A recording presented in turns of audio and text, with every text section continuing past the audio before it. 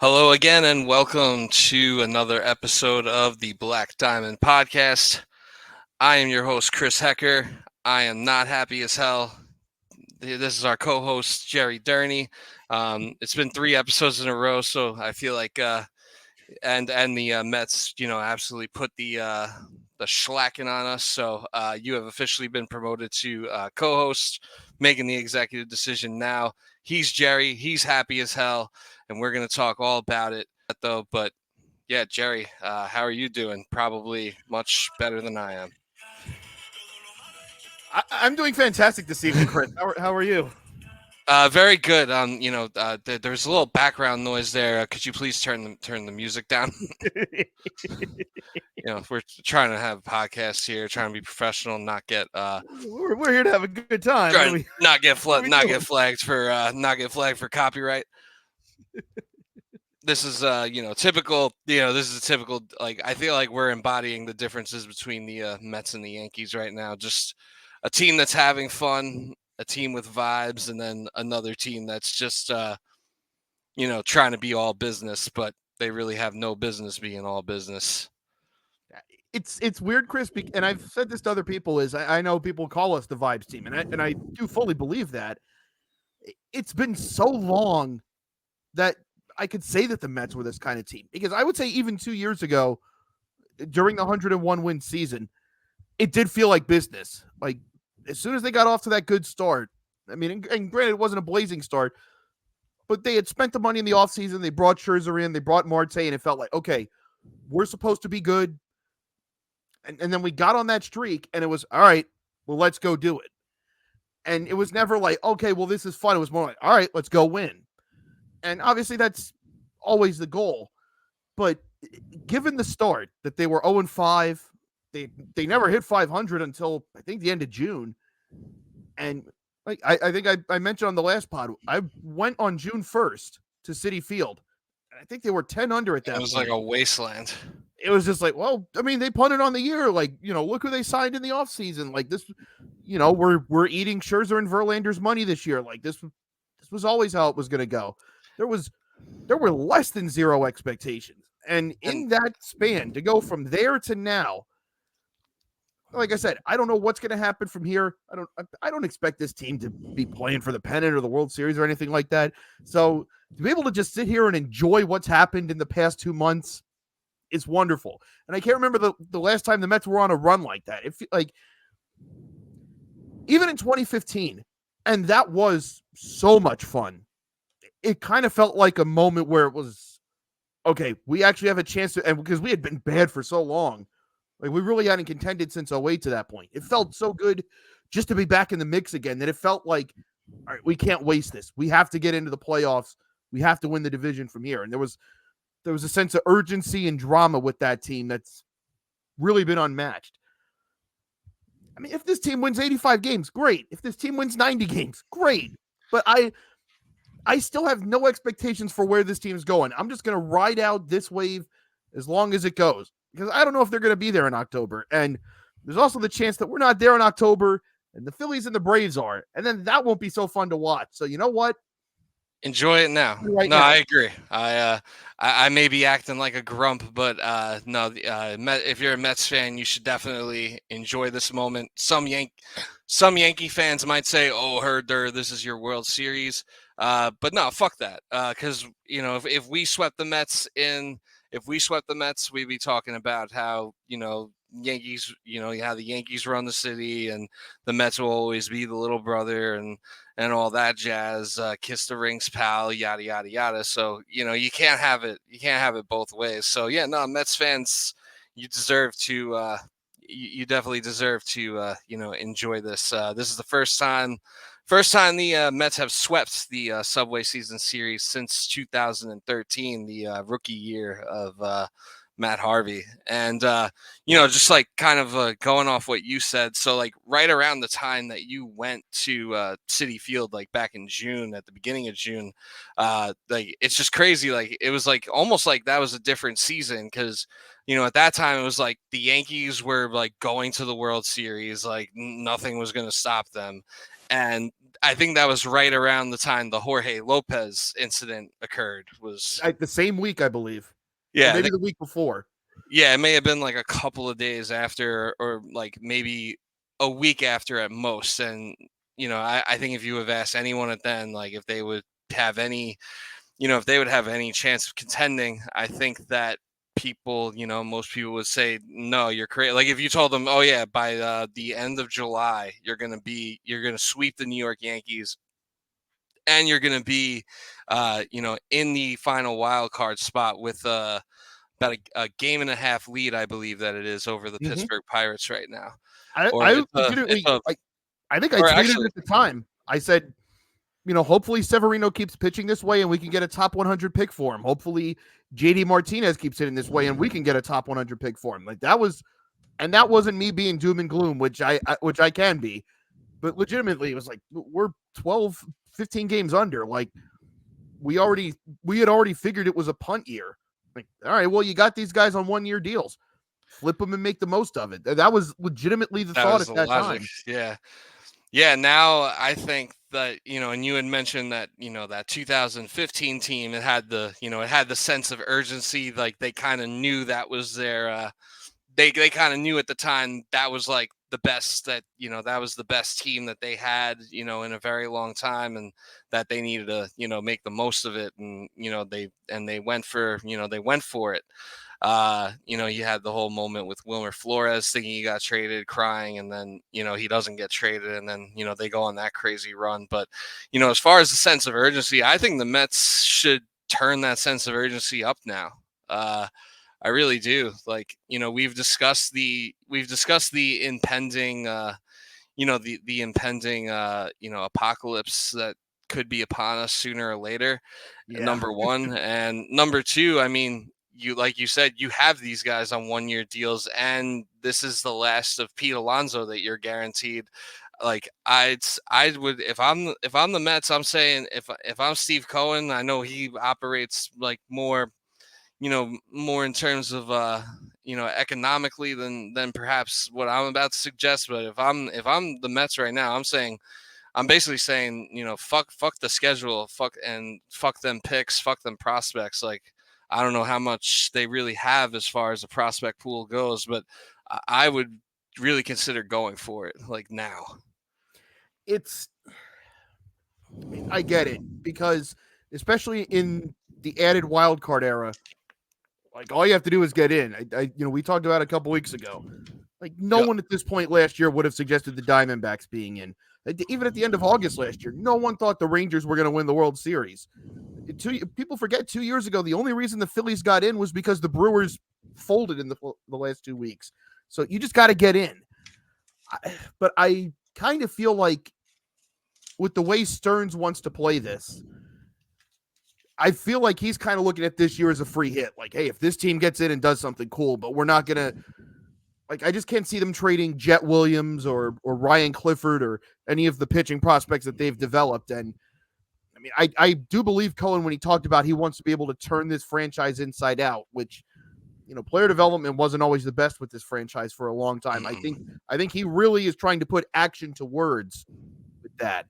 And certainly Stearns knows all about that from his time in Milwaukee, because they couldn't just throw money around like that. They had to be able to develop. That was their calling card. So I do believe them.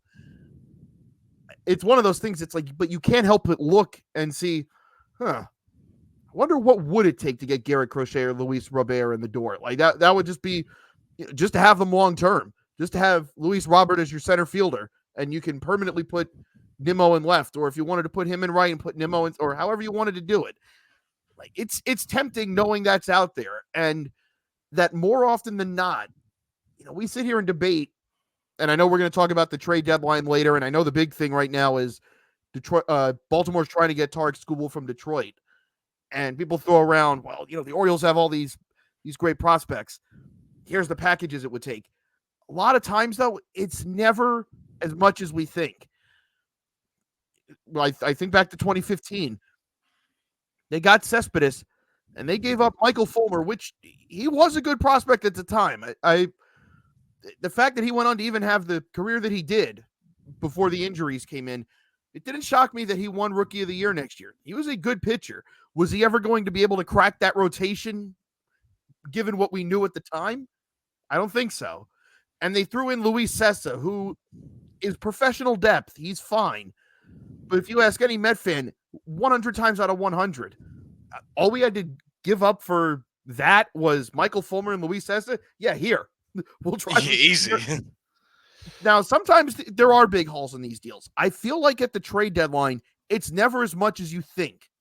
But I could certainly see why the front office would be like, look, this is great. We're having fun. But I think to include Jet Williams or Ryan Clifford or L.A. Acuna or any of the pitching prospects, it would have to be a wow off for where it's. It would have to be like a top of the line type of player. Yeah. It's like the Royals will offer you Bobby Witt Jr. and he can play second base. Like, okay, here. Yeah, we'll give you 2 or 3. Yeah, I'll do that in a heartbeat. Yeah, I think it would have to be one of those things. But to do it to get a number 3 starter, no, you're not. Yeah, no, you're not selling the farm for like an extra, for an extra starter. And I definitely think the Mets could go in either direction. I remember that trade. It was Scott Kazmir for Victor Zambrano. I've seen that trade. That did happen. Wow. But yeah, I mean, so I guess they did do that, and they're trying obviously to not repeat that type of history. But at the same time, it's always interesting to like separate the the mind of a GM from the mind of a fan, especially when you're a fan versus a GM of a team, that has been mostly associated with losing, hasn't had like a lot of great moments, and you have this opportunity, and like the fan in you wants to go, the fan in you, I'd say, if I'm a Mets fan, I would think like we should go for it now, because like this is what we have now, like tomorrow's not guaranteed type of thing, versus as a GM, how much of that like you balance with as a GM being like, oh no, like this is my plan, like these are the players that that we have in the pipeline, that we're developing, that we see as a part of us, as a part of us winning in the future, like coming to there has to be like a balance and a happy medium with that. But I think that as a GM, you kind of have to acknowledge, like it's like stupid to listen to fans if you're a GM, but at the same time, it's like you kind of have to be mindful of the fact that it's like you might you might think like you're going to be better suited to compete in 25 and 26, but maybe the best opportunity is the opportunity in front of you right now. Like you don't know what those years are going to hold. You might not have the same health. You may not have like the lineup clicking the way it is. I mean, that's like the real biggest difference like between the Mets and the Yankees right now, and really the biggest reason that the Mets swept the Yankees, and not only swept them but really like onslaughted them. I mean, I don't know what it is off the top of my head, but the run differential in this entire season series, I mean, it would have to be like, I think the stat I saw right before we jumped on was the Mets had 13 home runs in the 4 games. The Yankees scored they have 14 runs total. So yeah, the Yankees scored 14 runs total. The Mets had two of those games where they scored double-digit runs.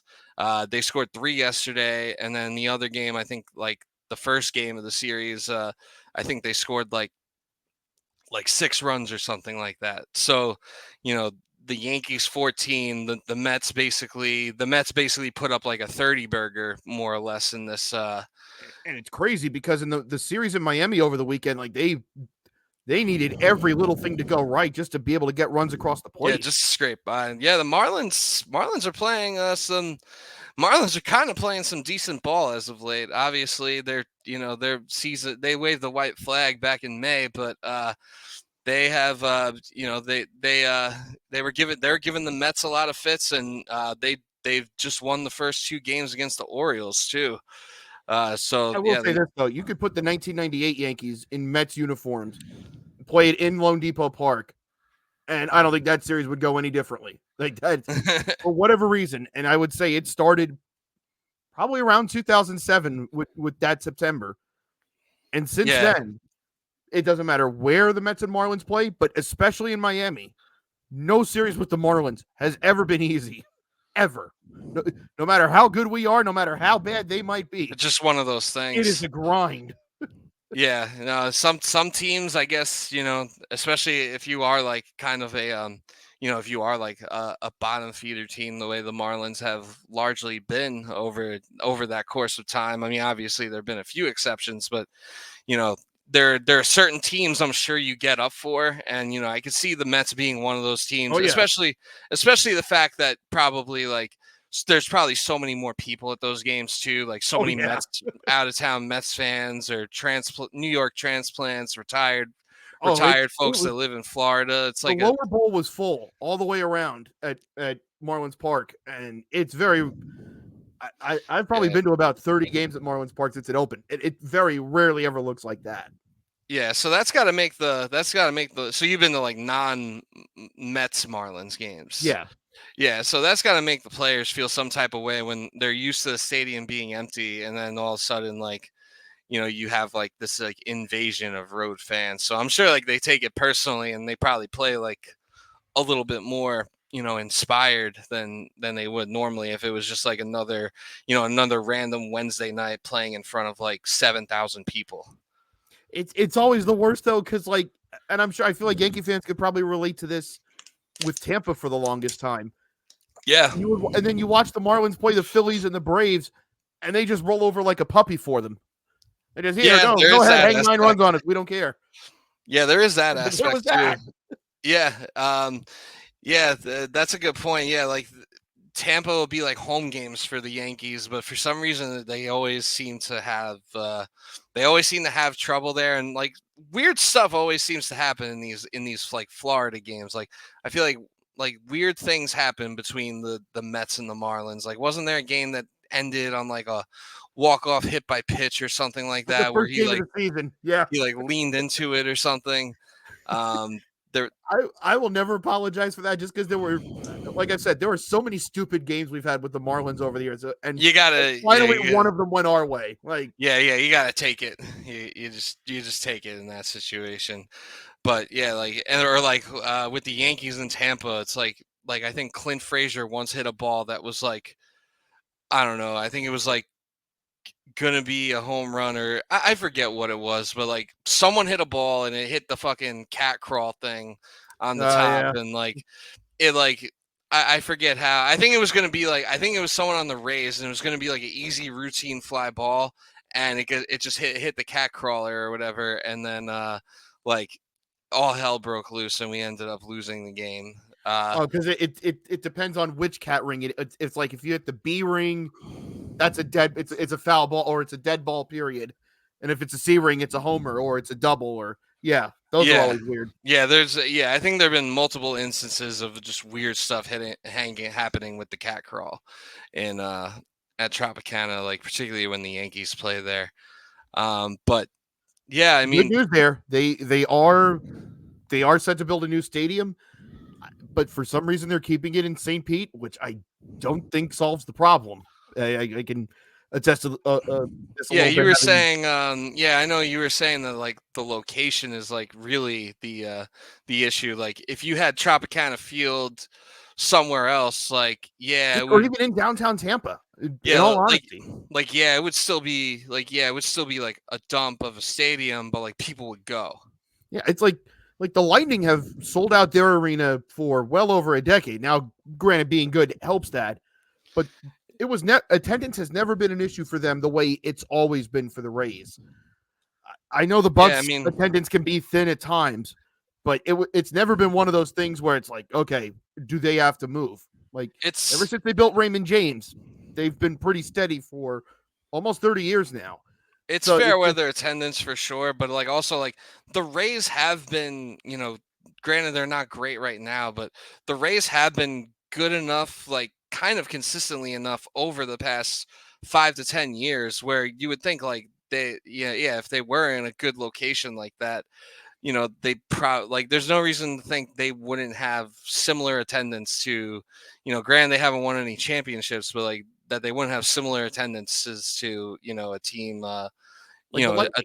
yeah, especially like the Lightning or the Bucks, but yeah, especially the The Lightning, only like, difference between the Rays and Lightning over the last 10 years is just that the Lightning have won the title and the Rays haven't. Other than that, they've been consistently good. And the Lightning in a smaller venue always sell out. It's oh just the yeah, big thing is you have to go over the bridge to St. Pete and you have to get on I-4 and then I-275 and then you got to go over the bridge and then you got to get off of it in St. Pete. And then if you live in Tampa or you live past that and you're going east into the suburbs, that's a drive. it's a pain in And the I ass. mean, I've done that several times going over to St. Pete. Even if you go to a weeknight game at 7 o'clock and you get out at 10, you still got an hour and a half to wherever you're living. You still got to go through that traffic never stops over there. I can see why people don't want to do that all the time. I think that's Yeah, to I people that think don't live around here. It's the stadium's not great, but I feel like if it was an easier travel for everyone, I feel like people would go anyway. But yeah, it, like if they moved it to Tampa, what it would probably cut that commute in half or probably at more least than 45 minutes, at least. yeah. So you're at least cutting it in half. So I mean that I think that alone would definitely boost attendance if it's like, okay, I can do like a 45-minute drive. Yeah, you'll hit the traffic on the way out because you're always going to, but you know, at least you don't have to at least you don't have to like sit in the game traffic in St. Pete and then you get to Tampa and hit the Tampa traffic. Like Right. it at least makes it more manageable and like more doable for like the average person, average family to do. And really, all of that boils down to not the owners that the Rays have now, but the first ones they had when they decided, okay, because Tropicana Field had already existed even before they knew that they were going to get the Rays. They basically built that in the hopes that they'd get a team. So the first owner that they had signed a 30-year lease with the city of St. Petersburg. So that still hasn't expired. And of course, if you're the city of St. Petersburg, you don't have any other professional teams or anything remotely close. So they're in the position where, of course, why would we just hand this over to Tampa? We, even if the attendance isn't great and people can say what they want, it's we're still getting the parking money, we're still getting the concession money, all that other stuff, all the the people that show up and go to the bars around the stadium and all that. We're still Right. getting that money. Why would we would just willingly hand that over for like other than good faith? Like why? For what are we getting out of that? So Yeah, I and get that. and it's like the city's and it's kind of like the city's like I guess kind of claim to fame, like the city of St. Petersburg. Like I don't really know what else besides Tropicana Field is in St. Petersburg. Yeah, it's Like Tampa's there neighbor, isn't basically. much. That's it. Yeah. Yeah, it's like why would East Rutherford want to give the Jets back to Queens? Granted they'd still have the Giants, but why would like East Rutherford want to like give up, MetLife Stadium and their teams like to New York City when like that's all they really have and like that's like a big source of like revenue for the for that area. You get the concerts and you get all that other stuff. Which like the Trop still I know gets concerts, maybe not to the degree that MetLife does, but like they do host other sporting events. I know they just had the Yeah. Royal Rumble in January. So it's like that does get used. That is a selling point. And then if you don't have a major league team, why would people go there? Other, Exactly, or other why, than the or season, they would question, at that point, you question what the point of the facility even is at that point, like, because it's a bit much to have like that, that type of stadium or facility for just concerts, but like having a team that's going to play there every, half the nights of every night for 6 months, kind of makes it, more economical sense and just like sense overall to have it taking up the space and everything that goes into it yeah, like beaches, schmeeches, from the other side. Yeah, exactly. You could go to the beach anywhere. I was now I'm thinking like what kind of bands would play at like Tropicana Field. Like I feel like that would be like where like I feel like that's where like some like random shitty band well, like if you could think POD of would play there. if you could think of like the type of bands that you would get in for like teams have like their Saturday night concert series. It's like stick around, it's a post game show by Alter Bridge or something like that, or thinking like a B tier country act, something like, or I mean, he's not with us anymore, but like get $10 tickets Saturday night and stick around for the post game show. It's Eddie Money. I know he's Yeah, dead, but trying to make the that's like point here. a good example for Yeah. sure. Yeah. Matter of fact, I think the Rays do have like concert series like that, just because it's easier for them because you can just let people walk on the field because it's turf. Like you're not going to wreck anything. Whereas I know, well, actually, City did do this. I'm trying to remember. I can't remember if they had the Foo Fighters after a game or no. They probably would have had it like as a separate individual event. But I feel like they've had post game concert shows. I can't. I have to look that up. I mean, like I know, like they've had like Dead and Company play there, but that's like the Mets are on the road. Like you're clearing out Citi Field just to do that, which is an entirely different thing. But yeah, it's usually those kind of acts. It's I'm sure. Yeah, I'm sure they do. I'm sure they got something. I mean, they gotta get people. They gotta convince convince the fine now I folks in remember Tampa to come out to St. Pete somehow. the Rays Go had ahead. Carly Rae Jepsen do one of those shows because she's whenever they show like the list of the worst first pitches ever, she's on there. She's And on there. Oh yeah. And I think she was doing a show after the game, and that's why they had her doing it. That makes that actually makes perfect sense. Like just like some obscure artist with like one random hit song from like 15 years ago. So, yeah, I'll hang around for an hour afterwards. Yeah, Sure. yeah, I'll hang out. I'll catch I'll catch Call Me Maybe and then Yeah. and then sit in traffic for 3 hours. It's cool. But we are not a Tampa Bay or Florida sports podcast. We kind of went off on a tangent there, but that essentially puts a bow on the Subway Series. The Mets own the Yankees. We we bow in their Let me inject that. we bow in the aura of Grimace. That's right. It's crazy what a purple blob has done for that team. And an aspiring pop star. Who knew? Yeah, and an aspiring pop star / backup second baseman. Like legitimately, I think part of the reason Iglesias signed with the Mets was I don't think even he thought he was going to last the whole year here, and he's like, oh well, because I think it was a minor league deal, and I think he thought, okay, if I get up there, and if I don't, obviously if it this doesn't was work planned. out, if it doesn't work out, like I'm in a good place for my music career. Like, and if I get to New York, cool, then I'm in the city and I can do this, and maybe I'll get a little bit more visibility. Like, I'm sure even he didn't think this was happening. Yeah, it's like really the biggest blessing for him has been just I mean, granted, like for like a little bit there, people were kind of blaming the Oh My God concert for some of the Mets, like for some of the Mets woes, like after the initial Grimace heater kind of wore off. They were kind of comparing that to the Timmy Trumpet thing 2 years ago, which was also silly. That was like, oh, okay, like the Braves were just playing well. Like that was silly. That wasn't like, they unveiled an NL East banner after he did it. They weren't pre-celebrating anything. They just dude was having a great year, and the guy who does his walk-up music was like, hey, I'll show up if you want. Come on in. And I think it's very different when a guy on your team just launched his career and it went straight to number 1 on Apple Music. Like, and it's like the rallying cry for the team. They say they play it in the locker room every day. Why wouldn't you let him have this? I thought that was silly.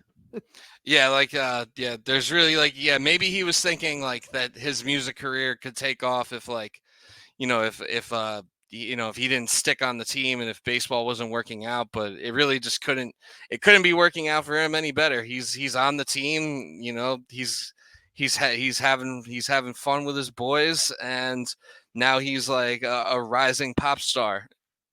I do have to own up. I was at the game Sunday in Miami. We were on the first base side because I figured it'd be near the Mets dugout. Yeah. I completely whiffed getting a ball from him. He threw it directly towards our section, and I could see the arc of the ball because, of course, it's got to come over the nets now, which, not a problem. I get that. And pretty quickly I realized, oh, this is going to be close. So I go to get up. the row in front of me had an OMG sign, but not like the one that you see in the dugout. It was like a traditional, big wide poster board. And I couldn't really extend the way that I wanted to go up and get it. Went right over my head, hit my seat back, and there were like 3 like 10, 11-year-old girls like immediately to my left, and like they jumped on it before I could even like make my move. And I'm like, yeah, well, I'm letting them have it. Like, I'm not, yeah, at that point, yeah, if it was someone who looked like me, like, yeah, I'm going for it. But it's like, all right, this might be their first game. Like, let them have it. no. I felt so If it's bad a that kid, you can't be the person stealing balls from kids. no, Uh, I don't need 17,000 subscribers that badly. no. But yeah, that'll put a bow on the Subway Series. But yeah, I mean, really, the biggest difference I would say is the fact that the Mets, like 1 through 9, they have hitters that can beat you, and the Yankees, it's like outside of Judge and Soto, it's just ground ball hitter after ground ball hitter after strikeout ground ball hitter, and it's just like a hodgepodge of nothingness there. But I think the most impressive thing about this series was that they won those 2 games in very different ways. Eventually they pulled away tonight, but last night there were so many instances where it's, Nimmo had the bases loaded, and off the bat I thought he had that grand slam, and then it hooked, and I don't think we got anything. Yeah, and it just died out. Yeah. And there were so many times where it's like, oh man, I think we've left like 8, 9 guys on base again. Like, you can't do that in this stadium, even if, for everything that we say about the Yankees lineup, like it just takes one swing to change a game here. Yeah. And to be able to pull that game off where they had spent so much of their bullpen on Monday night trying to get the split, where Budo had pitched 2+ innings, so he was out. Diaz threw 28 pitches in the ninth, so he was out. And I'll own up to it right here on this show, Chris. When I saw Diekman come out of the bullpen for the 9th inning, I'm like, I can't do this. Like, I could not watch the 9th inning. I'm like, and didn't the Mets, didn't they like get back from Florida like 5 o'clock in the morning or something? More shenanigans in Miami because they somehow mysteriously could not get the gas on the plane, which, weird. But that's weird. Yeah, so you had that, but also like they had spent. I heard this guy named Hal was in the plane parking lot siphoning gas out of planes that night. That's strange. He had the assistant to the traveling secretary take care of that sort of thing. But yeah, we had spent our A bullpen on Monday night, and now here it is. And I'm thinking it's not just Diekman, but like we had our other B guys. I know Dednell Nunez, I think, might have thrown an inning early coming in, and normally he's the guy you would trust for the 8th inning. Here comes Ottavino coming in, getting in outs, and I'm like, this is not sustainable. And when they're like, watching the Met broadcast last night, it's like, well, Diekman's gonna have to stay in because he has to face 3 batters. I'm like, you literally, there's no other options here. You absolutely have to throw him. Yeah. I came back in about 20 minutes later. The post game shows on. I'm like, they got out of that. Oh, so you actually walked away from? Yeah, I'm like, I cannot watch Jake Diekman. I'm like, I've seen this movie dozens of times this year. You legit thought it was so it wasn't even like, oh, I can't do this, but then you just continue to do it. No, anyway. It's like he's facing the 2 best hitters on the planet, and we haven't had a reliever this bad since the 2008 horror show that cost us the division. Like, he would have fit in perfectly with that punch. Yeah, I mean that pitch that he struck out Judge on to win the game was pretty nasty too. I still believe that was AI generated. I cannot fathom that being Jake real. Diekman got like, Felix Bautista or Josh Hader or Devin Williams gets judged with that location. All right, sure, I know what they do. Jake Diekman? That like, Jake excuse Diekman. Me? Yeah, I mean, I'm just as surprised as you are, really. Yeah. But yeah, man. So moving on, we will, segue kind of into our wish lists and predictions for the trade deadline for our respective teams. We've kind of hinted at nauseum, the episodes. We haven't really talked about as much the episodes I've done with you, but me and Case kind of we're speaking ad nauseum about what these teams should do at the trade deadline, and that was like almost a month and a half ago that we were recording those episodes, and it's like now you fast forward and it's like really not much has changed. So I'll let you go first. What do you I'll say, like, what do you want to see the Mets do at the deadline? Like, who's someone you'd like to see them get? What do you think they actually do? And any other trade deadline predictions, like, around the league? Well, I mean, it's got to be the bridge to Edwin Diaz, and I granted, I know he doesn't have the numbers that he did in 2022, which had to be understandable because one, coming off that injury, yeah, you've got a year off, and that's always going to take time. Two, to expect him to just have that kind of season again, I mean, you'd be in Rivera territory to just consistently do that year on year on year. There's a reason there's only one Rivera. So Right. if Diaz even being human by his standards compared to the last time we saw him, like, okay, you live with that. That's almost every other closer now. But I feel more often than not, if you can just get him the ball, more often than not, we're going to win that game. The problem is getting the ball to him now. And Yeah.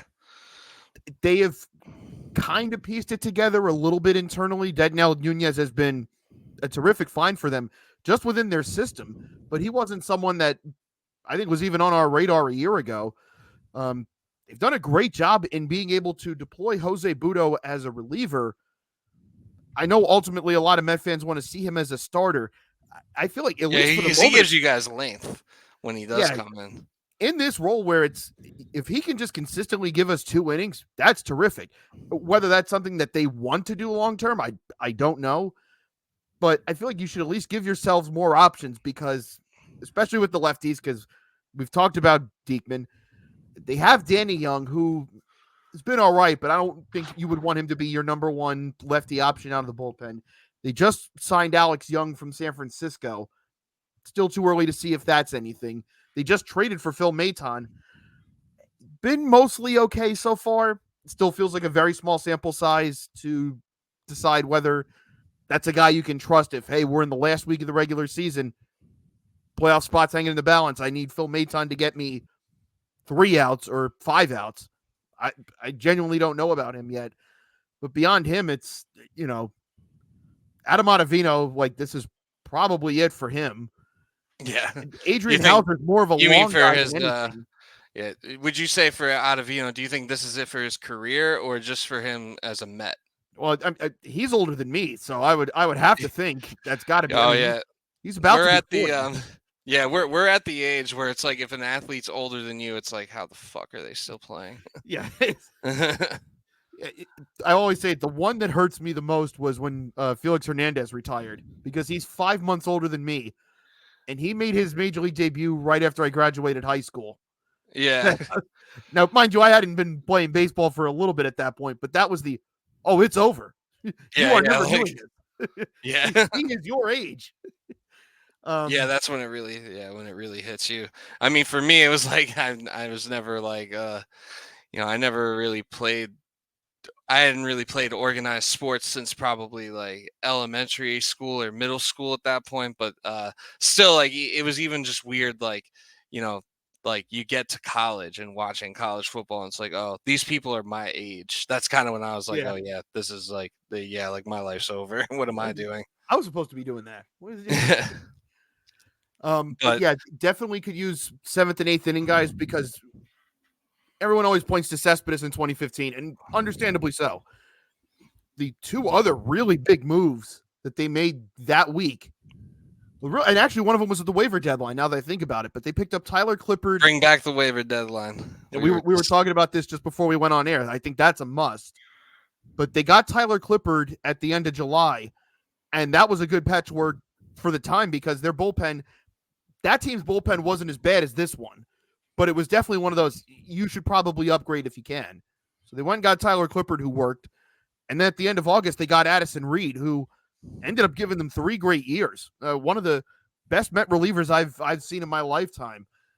And just having 2 guys at the end of the game where, Familia was what he was at that point, but knowing like, okay, if Reed or Clippard are getting the ball, we're probably okay.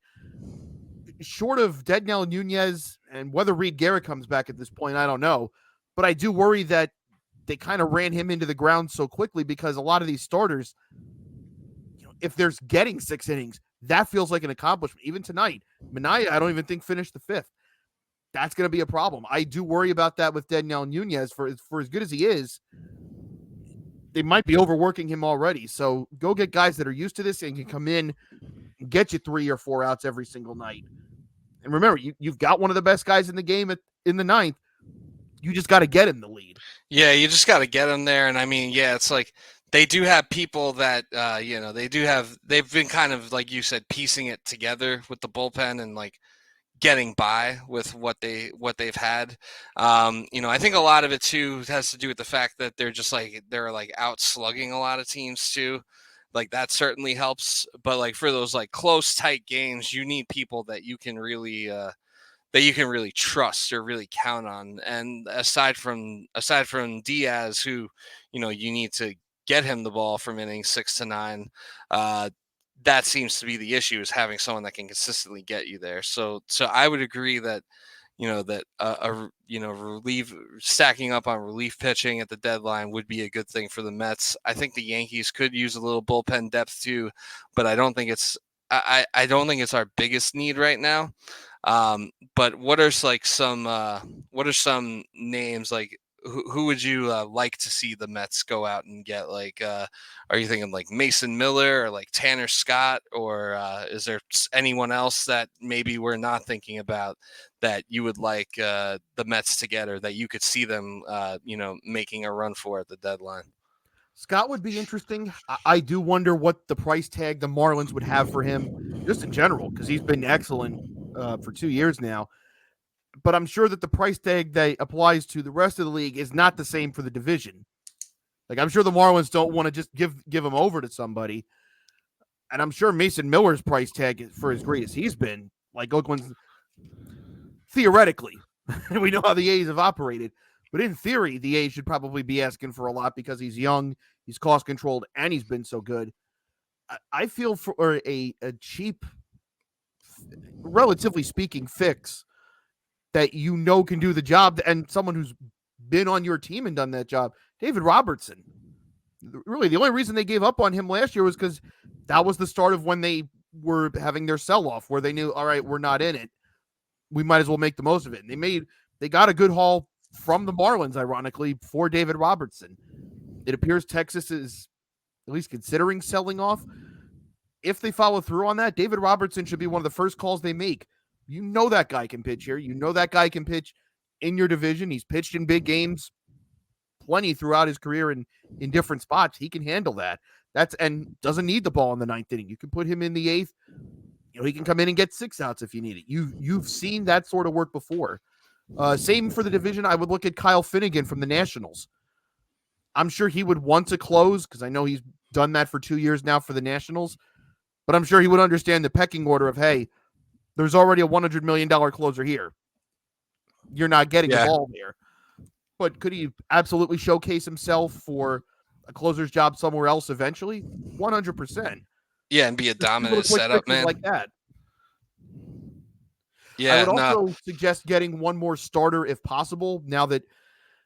So Christian Scott has a potential elbow issue. They've said they're shutting him down for 2 weeks minimum.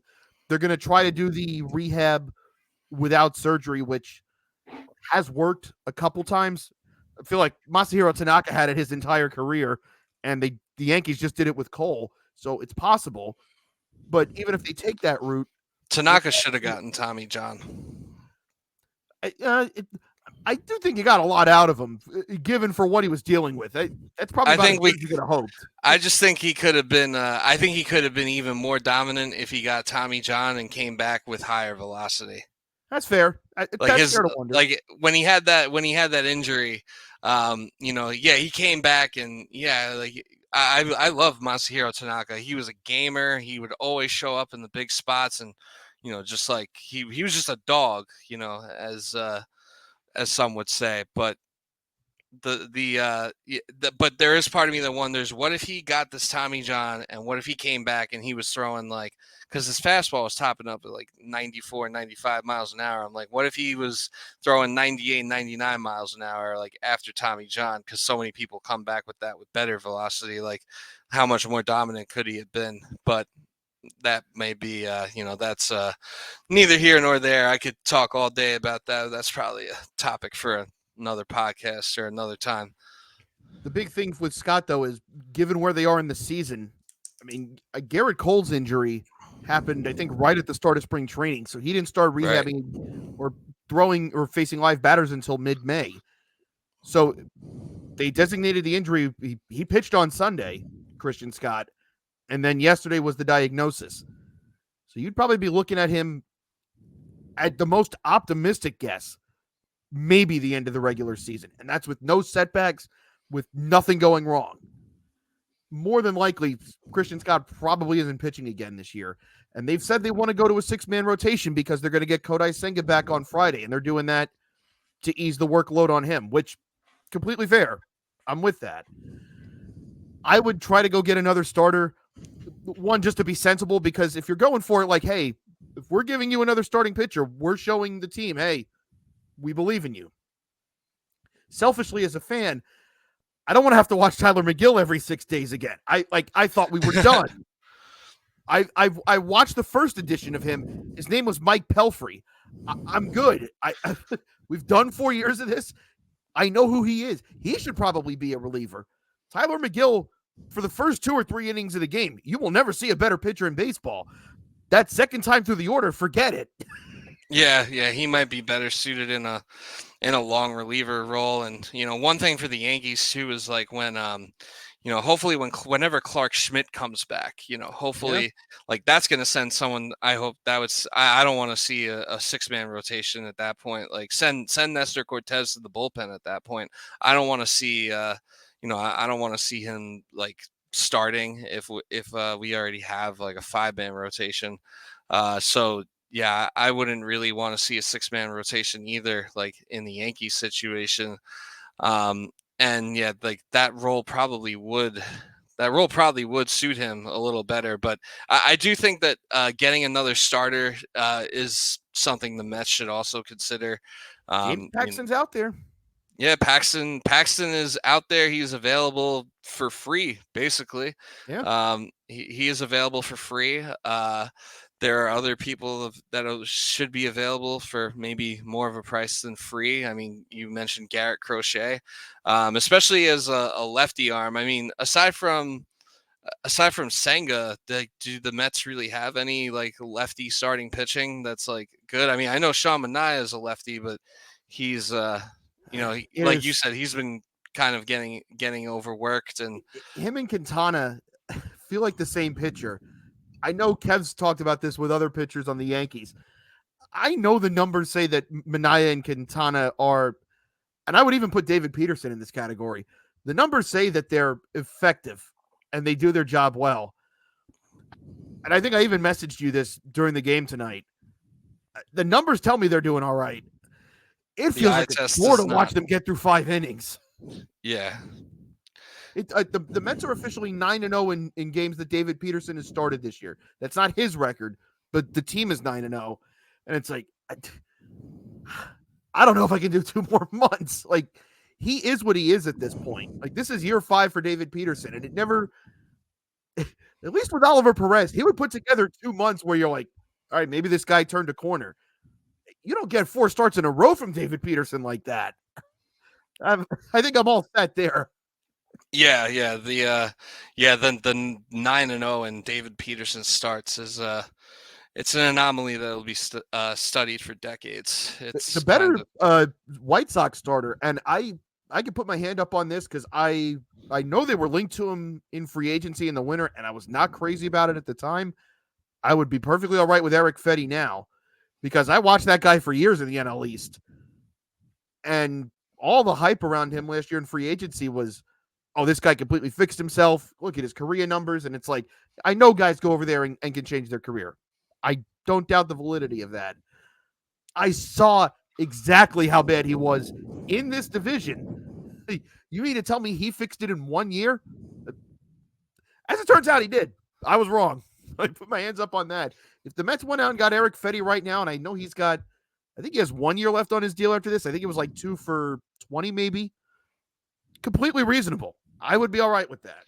Yeah, that's like a perfectly reasonable, like, you know, it's not too much salary for them to take on, and it's a pretty reasonable, like, the team control is pretty reasonable for like the time frame that they're in. If you're in if you are in kind of like the 2 year type of window, and And you're he trying to get something for this year, that kind of lines up with like their timeline anyway. and he's just young enough. I think he might be like 28 or 29. I know he's not, old by baseball standards. So if he just puts up the numbers that he's put up this year for the White Sox, if he just goes out there and does that again next year, and Luis Severino kind of falls into this category. It's like, well, cool. We'll give you another 2 or 3 years. We'll bring that AAV up a little bit, but yeah, we'll give you 3 years. Why not? That's a rotation spot we don't have to worry about. Great. We know you can do it here. Cool. It's not a problem at all. Yeah, the only thing I would say with Fetty is, what if the NL East is like his problem? Maybe getting out of the NL East is what made him get better. Now that's fair. That is a fair 'Cause concern. there's a lot of there's a lot more power in the NL East than there is necessarily in the AL Central. But to that, I would say I don't know if they have faced this Eric Fetty. Yeah, I He's done guess. this mostly against the AL, with which mostly have better lineups. To the AL's credit, I I'd have to look. I don't have his interleague splits, but I can't imagine he's made too many starts against the NL. So they haven't faced the revitalized Eric Fetty, so that could work in his favor. But that's a This valid is concern. true. This is true. It's maybe he's like the one. Maybe he's like the one anomaly of a pitcher where it's like some pitchers they pitch for AL teams and they're not very good. Like Javier Vasquez came to the Yankees Yeah, twice, was yeah. pretty bad both times. Then afterwards he goes to like the Expos or the Braves or wherever he went after he was done with the Yankees, and like he went to an NL team and he was good. Maybe Eric Fetty is the anti Javier Vasquez. He can only pitch in the AL. That would be wicked. Uh, you would think pitching in the pitcher friendlier league would help him, but I he guess there's just a first for lives everything. he just lives on the edge. But yeah, I mean, I would say, from the Yankees point of view, as far as what I'd like to see them do at the deadline and what I think they might do. I mean, honestly, as far as what I think they'll do, I really have no idea. And like honestly, like I wouldn't be it wouldn't completely shock me if they did nothing. I'm not necessarily expecting them to do nothing, but it also, like, if the trade deadline comes and goes and they don't make any moves aside from just like, just trading for some like player you've never heard of before, it wouldn't be the most surprising thing in the world to me. I could just kind of see them being like stubborn about like the team they have, that they think that it's good and they just need, I could see them being like, oh well, Giancarlo Stanton comes back. That's like our trade deadline acquisition, which is a cheap cop out, and I don't agree with it. I think they should be aggressive, but I wouldn't be shocked, or like if as a Yankee fan right now, I'm kind of like, let me temper my expectations for what they do at the deadline. Before I was like, get me Mason Miller, get me this, get me that. And like, I'd still love that. But, I am kind of tempering my expectations as to what I think they'll actually do. Now, as for what I want them to do, I mentioned the bullpen depth. I think they could use another arm there. I don't think that's anywhere near their biggest need at this time. We have been linked. We have been linked to Garrett Crochet as well, which I also don't think starting pitching is a huge need for us. I think if we get Garrett Crochet, that's awesome. Like I don't hate that at all. That definitely solidifies our rotation anymore, and that's great. But I think what we really need is we need legitimate corner infielders. Give me Ryan McMahon. That is someone Yeah. who I would have my eye on.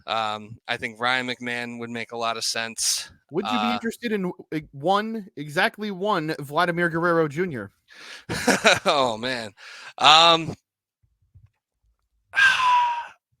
oh man, you're putting me in a tough spot right now because I really want to say no. I really do. Especially like I don't know, especially with like all the shit that he talks about the Yankees, but like also we could really use someone like that right Yeah, now. this is That would a be a beggars pretty can't be choosers tremendous. situation. That would be a pretty tremendous upgrade for us. But yeah, Ryan McMahon, I think that he would be a good third baseman to trade for. He can also play second base. Depending like if you want to give Glaber a day off or however you want to like configure the infield, configure the lineup. I know it's maybe not like the sexiest name out there, but I think that it's I think it's an attainable name, and I think that it's someone who could provide who could immediately provide like a boost to the Yankees lineup. He's he already hits in cores, so like he whether it's mile high hitting or Yankee Stadium hitting, I wouldn't expect his production to really make like that much of a difference as far as where he's playing.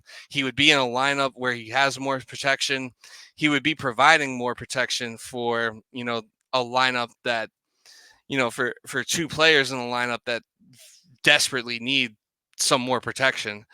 And I think his glove at third base is good enough too. I think he's just like a good enough all around player that they could trade for. I've seen Gio Urshela's name be thrown around, and I think I saw Kevin actually tweet about something about Gio Urshela and how we should be aiming bigger. I won't lie, I'm like actually kind of like a huge Gio Urshela fan. I'm not saying that he's like I'm not saying that Kevin's like wrong or anything, but Before the season, I would have been fine if Gio Urshela had been signed to the Jose Iglesias role. Like, he's just a yeah. super utility guy that if one of the young kids goes down, you just plug him in. I wouldn't have hated that at all. But I am a big fan of Gio Urshela, and I think that he would provide some sort of an upgrade. He wouldn't be my first choice. I think there are better players that they could, better players that they could go after. Ryan McMahon definitely comes to mind. As far as Vlad Guerrero Jr., if the price is right, you have to consider it. I've also heard and seen rumors that we might be interested in some Tampa Bay Rays players. Although the Rays are now 500. So like, if you're the Rays right now, you're a 500 ball club and you're 4.5 games out of the wild card? Are you necessarily like all in on selling? Like maybe you're not. I don't know. Well, So as always with the Rays, it's not so much what your competitive standing is, so much as, oh and yeah, like that's a part of getting it. But it's all right. Who's getting paid soon? I yeah, don't. I who's don't getting know. paid soon? Who do we need I don't to know how close recoup Randy is to assets for? free agency, but if he's close, they're probably moving him. He yeah, he was Brandon one of the Lau. names. Yeah. Rosarena was one of the names that we were connected to. I would love to have a Rosarena on the team. Get Alex Verdugo, like get Alex Verdugo the fuck out of there. I'm tired of watching him play, and like honestly, Yeah, I think that keep him away from the NL East. That keep Randy. I know the Phillies and Braves are very much in on him. So I mean, I yeah, wouldn't be and this thrilled to is see him in his the Bronx, but I'd rather he'd stay in the AL. yeah, so this is like the last year of his like contract, but he's going in. He has like 2 arbitration years. Oh, He that's right.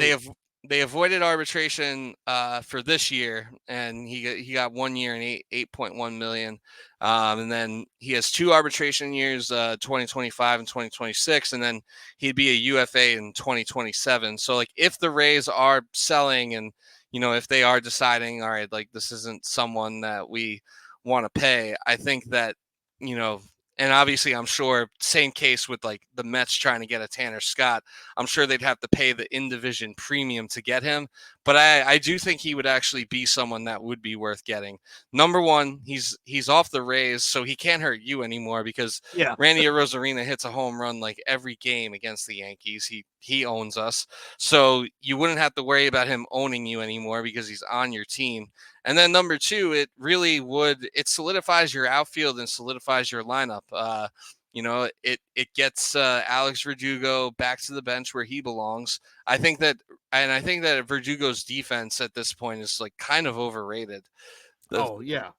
the fact that like because that was kind of the thing. It was like, all right, like yeah, he can't really hit. He's very inconsistent. At this point, it's just like he's very consistently bad at hitting. And then it was like, oh well, he at least he could play defense. But like as of late, I'm like, you know what, maybe his defense is a little overrated too. He might just not be a good baseball player. So I would say a Rosarino would be a great replacement for that. Stick him in left field. You'd have, you know, by far the best outfield in the league at that point. And also, And he's a base stealer. So if you put him in the yeah, middle of and that some much lineup, needed speed. Or you could put him at the top of the lineup because yeah, you really don't have a leadoff hitter right now. If you're the Yankees, like I think they were on the ESPN broadcast, they were actually talking about how like maybe they should consider um, how maybe they should consider batting Judge leadoff and that being his protection because like it's like you can't really move in the cleanup because then you're taking at bats away from him because he's not batting yeah. in the first inning guaranteed. Um, you can't really like I don't think flip flopping him and Soto is the move. I think Soto you have to pencil in it too. But Yes. maybe if you bat Judge leadoff, but like that would take the need away from that. You could bat Randy Arozarena leadoff. He has power, he has speed, he gets on base, he steals bases, which is something And, the Yankees don't really have outside of Anthony Volpe. They don't really have speed or base stealers. and it's not even so much that he steals, but just knowing that he does. Knowing that he can. When pitchers are facing Soto and Judge, it's hard enough that it's like you're trying to figure out how am I getting an out of him if you have to pitch to him. But if you're in an at bat and you've got to take care of them, now you've Yeah. got that to worry about at first base. Yeah, like And you got to worry Arozarena about, gets do I got to go to slide step? Do I got to shorten my delivery? Does my catcher, does he have the arm?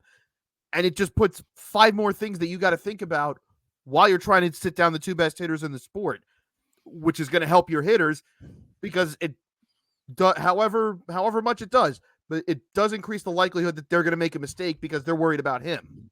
right, yeah. Even if he's not stealing, just his presence on the base paths and the thought of him being there, it can definitely, it can make a tall task that much taller. And and then when you get Giancarlo Stanton back, that's a pretty damn good like top.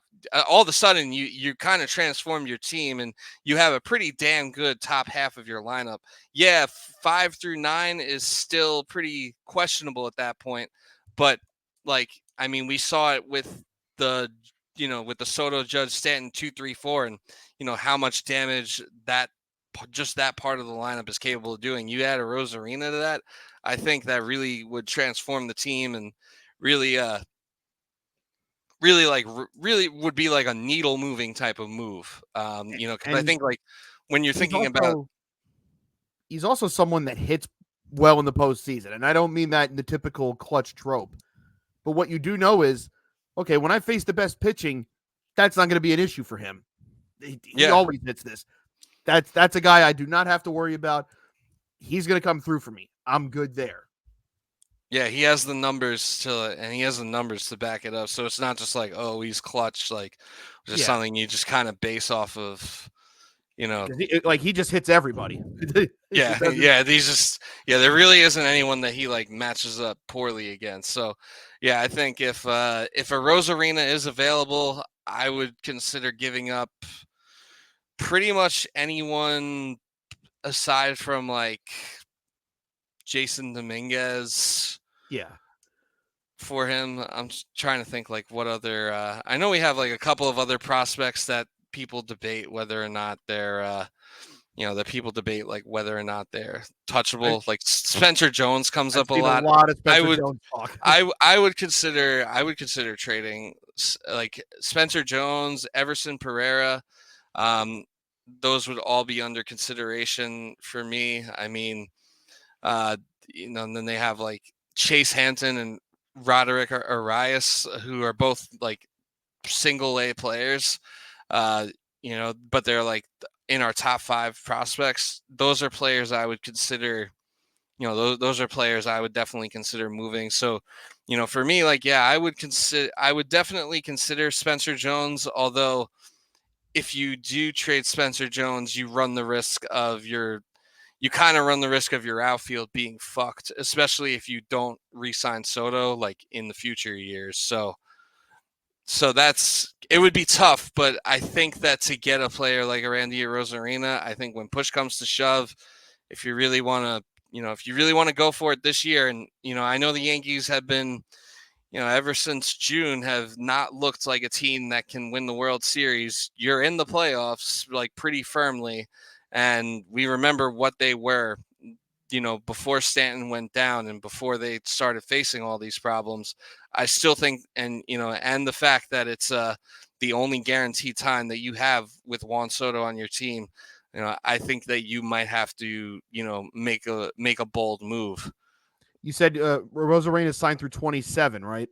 Before he has the arbitration, or Yeah. So he's signed through this year, and then he would go to arbitration. He would go to arbitration next year, and he would go to arbitration in 2025, and then he could go to arbitration again in 2026, and then in the 2027 season is when going into that season is when he would be an unrestricted free agent. so you would at least have him in theory for maybe 2 or 3 seasons in addition to this one. So if Yeah, you sign Soto, you at yeah, at least give least two. yourself that mini window of having what would be the best outfield in baseball. I mean, For at when least those three at are least healthy, 2 years. Yeah. yeah. So if nothing else, it's whatever they think about this year. Hey, look, you are where you are, but you can give yourself, hey, look, we know for the 2 seasons after this, we're gonna have the best outfield in baseball, and we've got those 3 spots in the order covered. It's just on us to go get three or three, 4 more hitters. We can do that. But we just took care of this. We just added a guy that absolutely helps our lineup, weakens a division rival, and we know if we get in the playoffs, we've got someone who has been proven to perform extremely In the well over and playoffs. over again. We've at least Yeah. taken care of that. I that would not be that would be the Yankees' best trade. Man, Pretty. I'm trying to. Yeah, that'd be their best trade in a pretty long time. since what? Curtis Granderson, at least. Yeah. Since trading for Granderson, or maybe since trading Aroldis Chapman for getting Gleyber Torres and then getting Aroldis Chapman back. Well, the Um, first I part, mean, the first part. that hasn't aged as well at this point. But at the time, Gleyber Torres was like a top prospect. Yeah, what I Uh, mean, even if the first one, even if that first trade just goes down as it is, and you just had Glaber, all yeah, right, not perfect, but we got value. Then he came back. yeah, yeah. Then he Think came back. maybe that happens anyway with someone else, but it's on the record. Yeah, and if the Yankees are going the route of if they are going the route of gutting the Rays, Isaac Paredes I think would be That was another ooh, very good option for them. that He that could fixes either corner. Yeah, he could play at either corner. He could play at either corner. He can also play second. Yeah, yeah. He would give them way more pop in the lineup than they are getting from those positions. Really, anything that gets Alex Verdugo or DJ LeMahieu, like out of the starting lineup, I think should be the priority. I'd say just whatever you got to do to get Paredes and a Rosarina in a deal, minus giving up Dominguez, I would do it. Boy, and that's another one where I mean, I think you did hit on it before, but the Rays do really well in deals, and not only is it a division rival, but like it's a top rival for Tampa. So it'd be like if if Philly called and they were like, "Hey, what would you want for Brandon Nimmo?" And Yeah. like, well, you could send Zach Wheeler back over here is what you can do. Um, hey, while we're at it, Justin Crawford, and yeah, why don't you send that Christopher Sanchez while you're at it? Yeah, give us Oh, that oh, fella. that's unreasonable. Well, we're done here. All right, You go know, fuck yourself. Yeah, and I mean Paredes. I mean he's not gonna like give you any speed or steal any bases or anything, but he would give you he would give you some he would give you some much needed pop at a He's a corner infield well-rounded hitter. position. Um, they the Yankees also reportedly have interest in Jonathan India of the Reds, but Okay. I don't really I don't really think from what I'm seeing, I don't really think that that the Reds are going to trade him unless they unless they really unless they really fall off unless they like really fall out of it over this next week. They're in such a strange place because I had I I could have put them as maybe my first half disappointment, but also they've just been besieged by injuries. Yeah. The big thing being, McLean hasn't played yet and may not play till the end of August. Edwin Arroyo's out the whole year. Noelve Marte, I think, just came back from suspension. But they were a fascinating team to me coming into the year because we saw them kind of sort of put it together last year when everyone was healthy after Ellie came up, and you were like, okay, so they had 6 or 7 infielders, and they can only play 4, and they have some outfielders that can play DH. Encarnacion Strand's a starter. Ellie obviously is a starter. I forget who they have at third. I forget where they have. I think India's playing second until McLean comes back, but then he'll probably go to third. But you still have Arroyo and Marte, who they were very high on. And it's, well, you've got 4 infield spots in a DH. You're just not going to be able to play everybody unless you and Spencer Steer. I forgot Spencer Steer can play in Yeah. the infield, but And if they're sticking him in the outfield just because they have to play him. You have to get that bat in. I just wonder if the Reds are going to think, well, we didn't have the injury luck this year. Ellie blossomed. McLean was playing really well last year as a rookie, and he's been hurt. We haven't had a full season with this team healthy yet. Maybe yeah, we're not as far off as we think we are. We just have to be healthy. especially in the NL Central, which is like not a super competitive division. I mean it's like competitive, but it's not like a very it's not like the strongest division. So like there's definitely you could probably think that there's enough parity in that division that next year with a fully healthy squad that you could compete with like the Pirates and the Brewers Right. for the number one, for the number one spot, or for at least a wild card spot in the NL. So they, so for them, it might, even if they do fall off a cliff this next week and they're like really, they're like more firmly out of it a week from today, they might still think, or six days from today now at this point, they might still think that, that they have, they might they might still think like that they have a good chance and a good window to compete the following year. And maybe the market for India is higher than we realize, where they could theoretically get an offer and say, hey, look, we don't want to move him, but this gives us something we desperately need. If Yeah, if we're it's an healthy, offer. McLean plays second. We'll put somebody at third. We just don't have room for him. You know what? This by necessity, we kind of have to do this. Yeah, if it's an offer, if someone like blows them away with an offer they can't refuse, then yeah, that's something they may have to consider. But But like you said, and we've mentioned this before, there still really hasn't been any sort of separation where outside of like 5 teams, everyone else still can at least talk themselves into being in it. So, in the past, there would at least be maybe 4 or 5 deals done by now where it's okay, this team's 8th inning guy got moved, or this team's second baseman who's about to hit arbitration got moved. We didn't even Right. really have, like the B moves. We haven't had, at least those were happening around this time in years past. But Yeah, because like of the the way it's week set up leading now, up. you're not going to get that.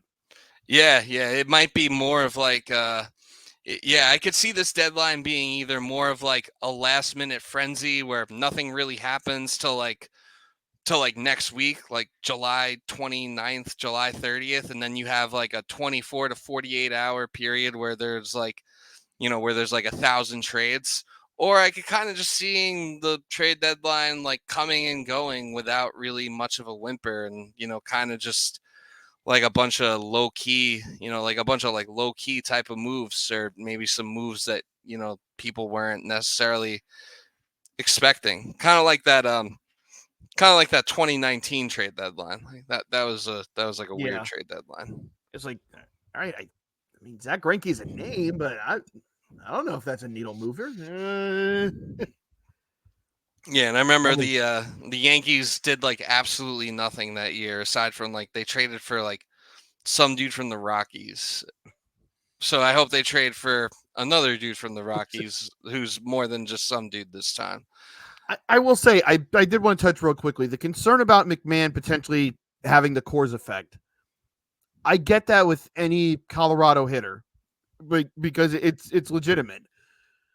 But But he's McMahon's going to now, Yankee Stadium, and also he's been this level of good for about 3 to 4 years now. And I feel like any good hitter that goes away from Colorado, like Nolan Arenado moved away, or Yeah, Matt he was Holliday moved away. fine. Yeah, like that caliber of hitter. And I'm not saying Ryan McMahon's at that level, but he's been an all-star level hitter for a few years now, where okay, it's going to be somewhere between 25 to 30 home runs, 80 to 90 RBI. He's going to hit about 280. You know what he's going to be. If this had just been his first year and they were about to pay him, like, okay, buyer beware there. If you've got 4 years, you're probably enough of a professional hitter where if you go somewhere else, do you hit those highs again? Maybe not. Do I think you completely fall off a cliff? I don't think that happens either. Right. And like you said, he would be a left-handed hitter in Yankee Stadium. Like if that isn't placated perfectly to you, like you're Then not going to then find a what better then what opportunity. is? Yeah, for Yeah. real. Yeah, no, I think that if and I think it should be a move that they could probably make that's relatively cheap as well. I'm looking at his splits right now, actually, and so this is strange, but it says that he has 15 home runs on the year.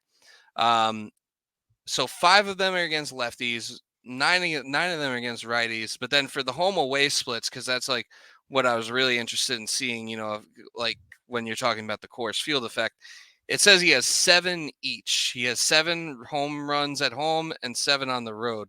Hmm. So where is that other home run? Like, did the did Oh the well, Rockies I play think a neutral? they did.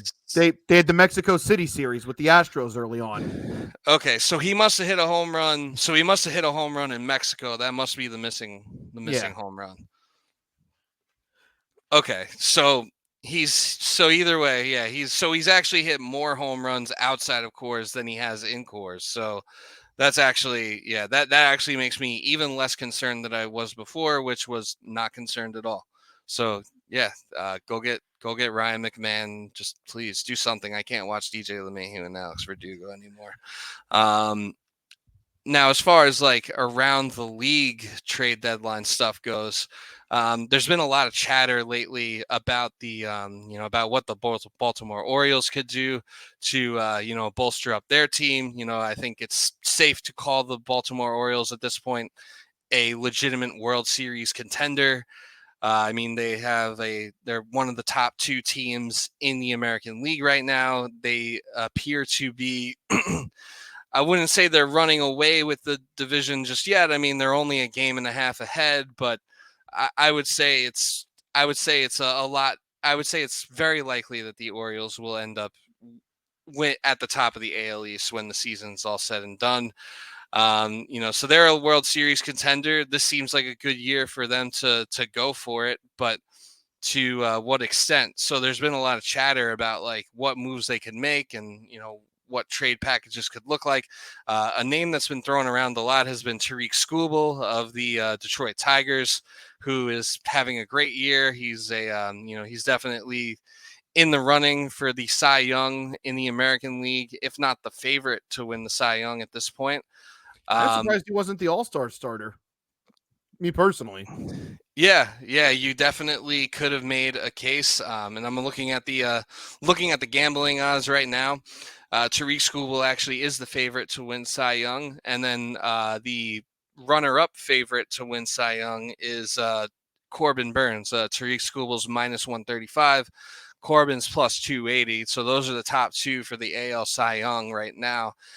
So I mean, you already have the second best pitcher in the American League. According to the Vegas odds makers, you could add the best pitcher in the American League, and potentially, help a team like the Tigers replenish their farm system.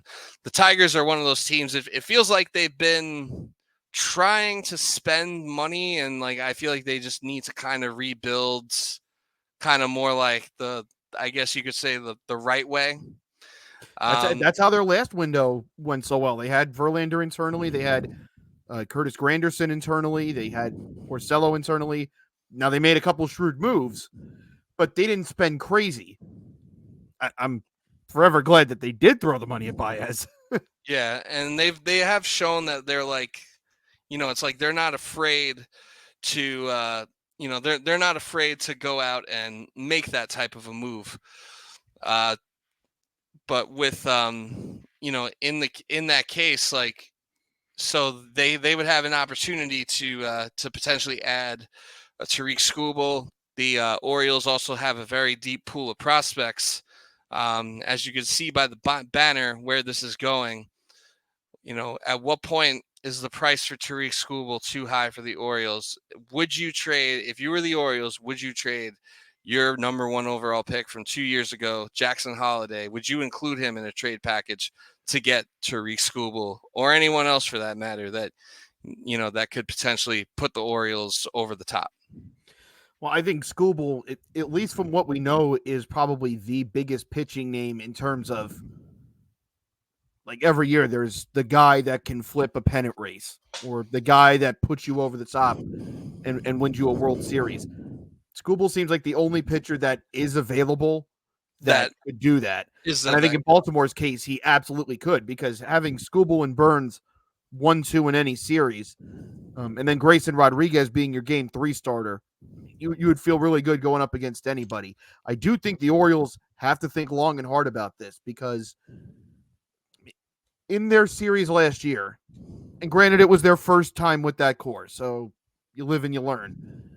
And I know their offense wasn't great against the Rangers, but also that staff didn't show up. And I know Kyle Bradish is good, and if he had been healthy this year, maybe he'd be better in the postseason. Who knows? But beyond him, you had a rookie Grayson Rodriguez, who, again, I would feel comfortable starting in a game 3 this year. Maybe he shouldn't be your game 2 starter, but the Orioles pitching depth, probably, at least from a starting perspective, isn't where they would like it to be for a team that we agree has a real shot to win the World Series. I think if you get Detroit on the phone, I think you try to go as far as you can in negotiations. It's like, here, look, we'll give you Kobe Mayo, we'll give you Kyle Stowers, and you said their pool is incredible. Like, they have 7 or 8 prospects that they're just not going to have room for. Like, you already have Gunnar Henderson, you have Jordan Westberg. Like, their 3/4 of their infield's already taken care of, and that's even if they decide to keep Jackson Holiday. Yeah, and I mean, Kjerstad and Kouser that they think will take care of their outfield. They have Santander. They just don't have enough room for everybody. So I would try to see. I know they have a catcher, a Samuel Basallo, probably be in that deal. Yeah, he probably have to be. And like, I think if you're the Orioles, that would be a no-brainer. Like, you have Adley Rutschman at catcher. Right. Santander can play first or outfield. Same with Ryan O'Hearn. I believe he's also able to play first base. So I think that as good of a prospect as Samuel Basallo, he is expendable for the Orioles. And, I think like if it's coming down to getting someone like a Tariq Skubal, I'd say include him in a deal. It's a no-brainer. But yeah, when it comes to Jackson, if that's what they want, it Yeah, gets a little more complicated. I would consider that a last resort, but like I would stack like 5 or 6. Like you said, like the Tigers farm system's kind of been hit and miss because they produced Skubal, they produced Riley Green, looks tremendous. Reese Olson looks like he's putting it together for their rotation. They've had a couple of finds, but they're big names. They've had 2 number 1 picks in the last 7 years. And I don't know if you would call either one of them hits. They had to send Spencer Torkelson down. Just wasn't hitting. Casey Mize can't stay healthy. But like you said, they probably, if they're going to get back to where they were in the early 2010s, yeah, you do have to spend a little bit. But most teams' resurgences come through guys that they developed internally.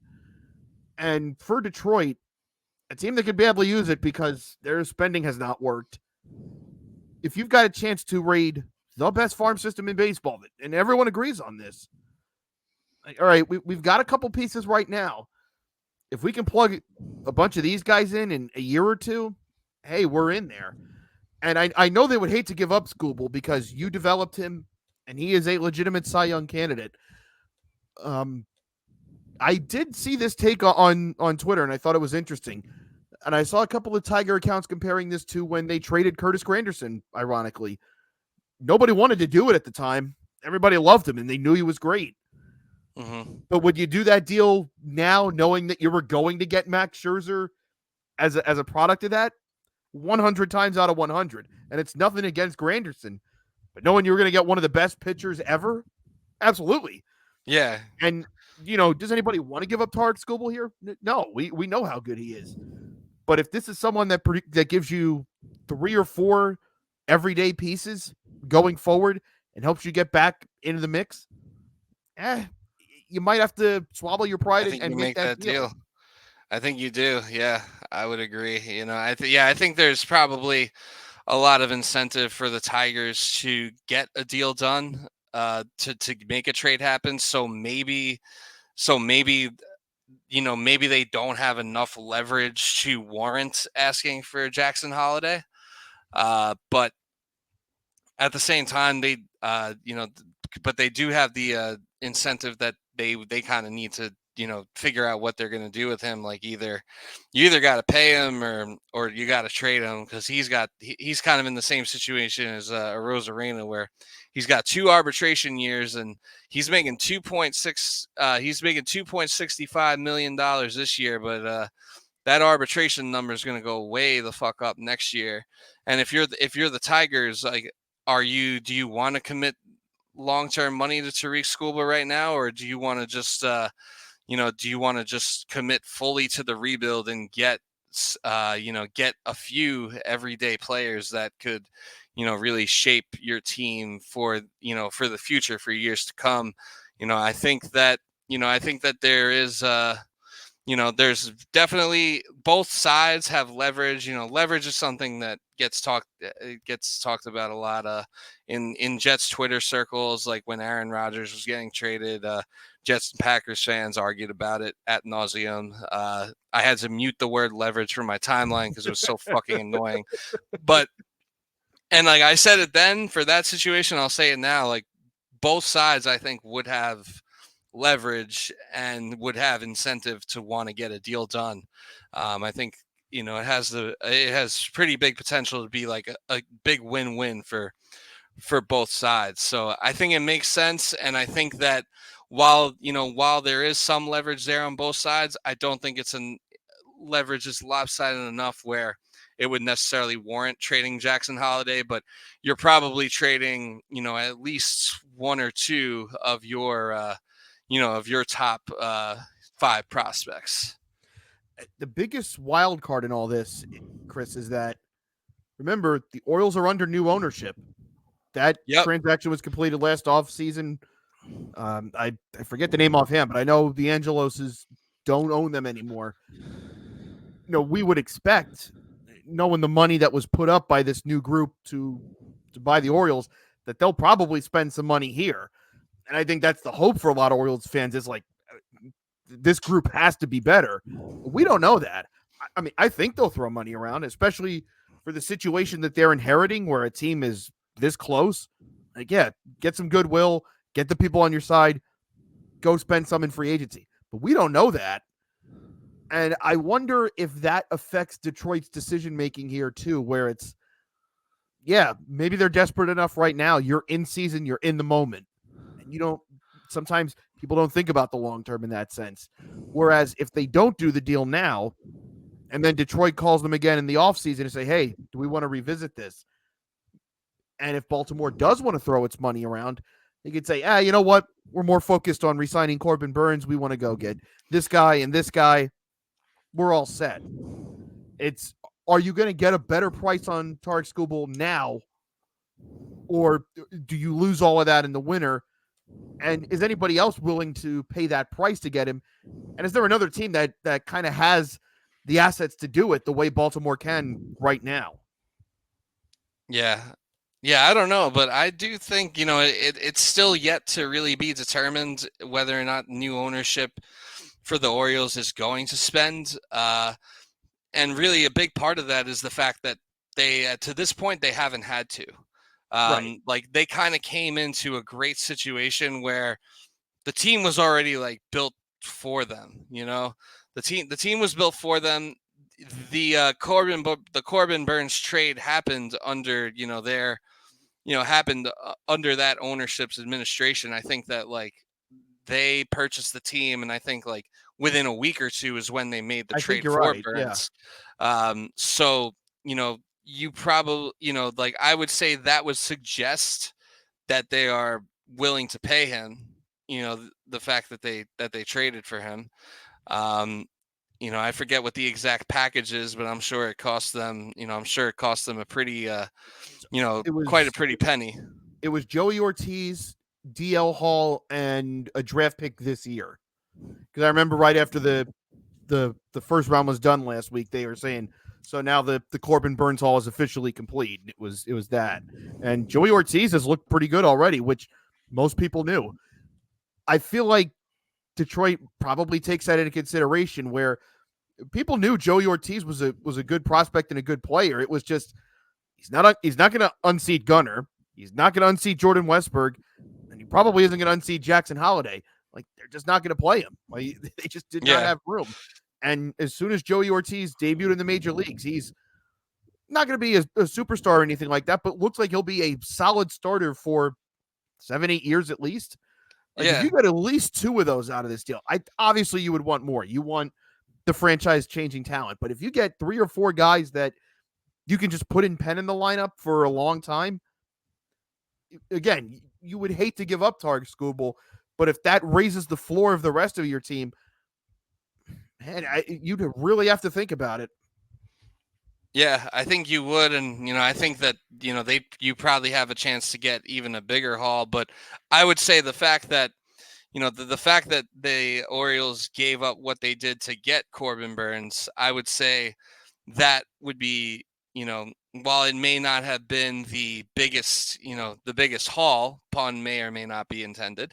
While it may not be the biggest haul, it's still, you're still giving up like multiple, pretty premium assets, I would say. So I would still say that you're likely that is indicative that like, all right, we're trading, we're giving up what we're giving up what we gave up for this guy, and we're at least considering giving up you're at least considering giving up Jackson Holiday. I think that's at least got to be a discussion that the brass is having right now. Maybe it's not a very long discussion, and they probably ultimately end up deciding that they don't do it, would be my guess. But maybe maybe that is just a discussion that's happening. And I'm sure that if you are going to give up that type of haul, that that would be indicative that you are going to pay those players. And then obviously you have your homegrown players that they'll have to pay. So it's like yet to be seen. But I would say, if I had to guess, I think the Orioles owner, I watched on opening day, I watched the Orioles broadcast. They were like the first game of opening day, so I was like watching that while I was like waiting for other games to start. And they did an interview with the owner, and from everything I heard, I was like, that's exactly like what I would want any of the owners of my sports team to said. He basically said, I got good baseball people who know what they're doing in charge. I'm going to let them make baseball moves, and I'm going to and what he said was that he was going to put up the money to make those baseball moves happen. So, it's yet That's to really be all you can seen, ask but for. I feel it's yet to be seen, but like I feel inclined to believe that they do intend to spend money. Especially, I think, like if I mean, and I don't know how much they know about the sport, and I'm not here to question it, but I mean, if they assess that situation, and you brought in this front office came in under the previous group, but they were the ones that you can debate the merits of tanking, but they did it in a way where they drafted Gunner, they drafted Westberg, they drafted Rutschman, they got Hayes, they got Santander, they got Mullins. Like, this front office knows what it's doing. It Yeah. it did enough work to be able to build this roster. You've got to trust them to get you the last quarter mile home. Yeah, it's kind of the same way. It's kind of the same way that the Astros built their core when like I remember like when Sports Illustrated had the like in 2014 where they like were like Yep. the Astros are going to win the World Series in 2017. They like saw that vision, and it's kind of like it's kind of the same way. So that they built their core. So yeah, And I think ironically, they're in the, a the last piece for the Astros was getting a starting pitcher from Detroit. yep. So this could be where it comes full circle. Ultimately, I would say I think Tariq School does end up getting traded to Baltimore, but I don't think it'll cost them Jackson Holiday. What do you think? I think ultimately the same thing. I think if Baltimore offers them a 5 or 6 player where it's, hey, look, we can't give you our number one, we'll give you 2 through 7. I think Detroit will say, hey, look, we don't want to do this, but if this has a chance to help us everywhere else, we may never get a better offer than what we're getting right now. Yeah, you don't know. Tariq School, knock on wood, he could blow out his arm tomorrow. So yeah, Yeah. you really don't know. If all But else fails, you can just trade for Cal Quantrill. yep, Cal Quantrill, great great segue. Great segue to our next topic. This is just like a quick fun thing that happened. So in the Well, it's not days, fun for everybody, but it's fun for everyone that's not named Reese McGuire. Um, correct. and it reminds me of and to me it reminds me of more innocent times, and by more innocent times I mean about 8 hours ago, like when this happened before the Mets Yankee game happened tonight. So in this day and age of John Boy breakdowns and what have you in baseball, you're seeing a lot more of the interactions that players and managers are having, and umpires, and et cetera, et cetera. So you're seeing like when players are talking shit at each other, you're getting the videos, you're getting the lip reading, you're seeing what they are saying to each other. It's a lot of fuck yous, and it's a lot of there's a lot of like cliche stuff that happens in these videos. But today, perhaps the best athlete chirp maybe of all time might have happened today. Yeah. Right up there with Matt Martin saying, "Yeah, you've been in the minors longer than me, you dumb fuck," to that guy on the Red Wings way back in the day.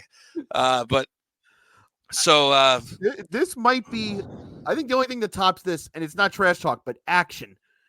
The only thing that might beat this is Aqib Talib taking the chain off Michael Crabtree mid game. true, yeah, Because what are you going to do? What could Reese McGuire do after that? yeah, very true. Not much to do other than go to a parking lot and jack off, I guess. You can't dispute it. It's public record. Yeah, you can't dispute it. But yeah, so for the story, for the backstory, for those of you who don't know, um, what happened was in a game between the Colorado Rockies and the Boston Red Sox today. Rockies were beating the absolute piss out of the Red Sox. They ended up winning 20-7. But that's not the biggest story. So what happened was, now I don't know the exact specifics. Like, do you know like at what point in the game this all occurred? I do not. Okay, so I'm not okay. So we're not sure. Like, I think before it got out of hand, so it might have yeah, been like the third or fourth. yeah. So probably like a little earlier in the game. Yeah, because I think the videos of this were surfacing way before, and plus like Quantrill was still in the game. Yeah, and he was the starting pitcher for the Colorado Rockies. So it definitely happened like within the first, within the first like half of the game, let's say. So he strikes. So he strikes out.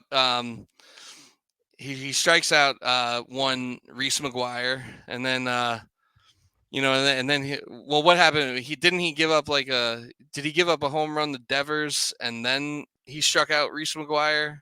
Well, oh no, because we were talking about this before we went on air, but this was Cal Quantrill had a previous run-in with the Red Sox With a couple of Devers. years ago. That's right. Yeah, because we were saying that this is not the first time it's happened with him, but yeah, when he was still in Cleveland, he struck out Devers, and he kind of let him know about it walking off the mound because it was the third out of the inning. And then next time up, Rafael Devers hit one like 450, and it's one of the few times that Devers has stood and admired a home run. And he was basically just like letting Kyle Quantrill know, like, yeah, you won't be doing that again. Right. And he's like, you're correct. I'm gonna pick on lesser talented guys. Yeah. So he found a lesser talented guy to pick on. So he strikes out. Reese McGuire. And top then, of the fourth. Top of the fourth. Yeah, top of the fourth. He strikes out Reese McGuire, and then he's so that was the third out of the top of the fourth, correct? Mm-hmm. So third out, he's walking off the field, and he starts yelling towards Reese McGuire, and he tells him go jerk off in a parking lot, you fucking dumbass. No, I believe he said you got caught. Or he said or he just told them what happened. He said you got caught jerking off in a parking lot, you fucking dumbass. Which is true. He did, in fact, get caught jerking off in a parking lot. This happened in February of 2020, right before, right before we were met by an apocalypse of sorts. So, he got to dodge playing baseball in front of fans for a year. And granted, it was also in an election year. So, like, there were so many news cycles that were just going to bury this story.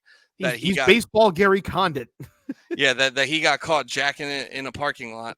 Coney 2012. And and God, that never fails. Yeah. So this this story kind of got like thrown to the wayside because of everything else that was going on. So American hero Cal Quantrill waits till another election year to remind us all that one Reese McGuire did in fact jack off in a parking lot. He was arrested and caught doing this 4 years ago, and he will never live it down, nor should he ever live it down.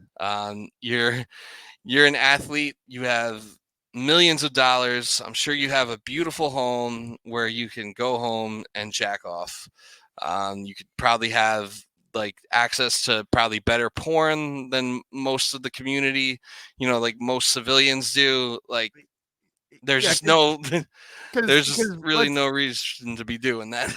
Because let's just put it out there. If he was that freaky that he was doing it in a car in public, it's probably some low down stuff that he had on his phone or what. I didn't care to read the details of it because like why would I? But whatever he had access to in that moment, probably some real filth. Let's put it that way. Oh yeah.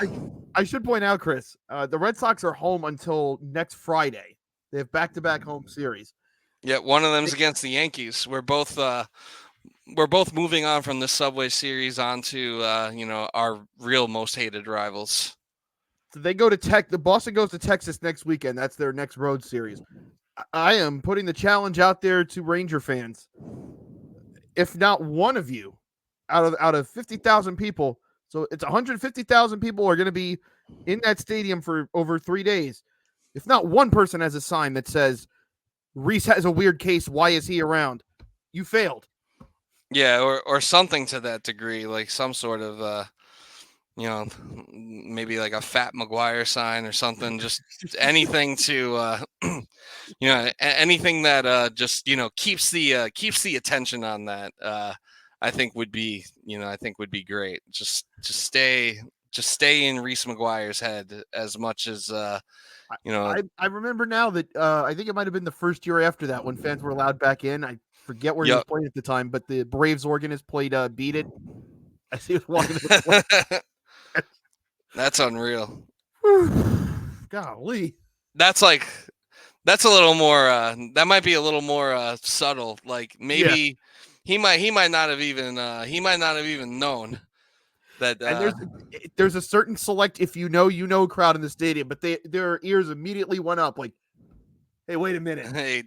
I know why.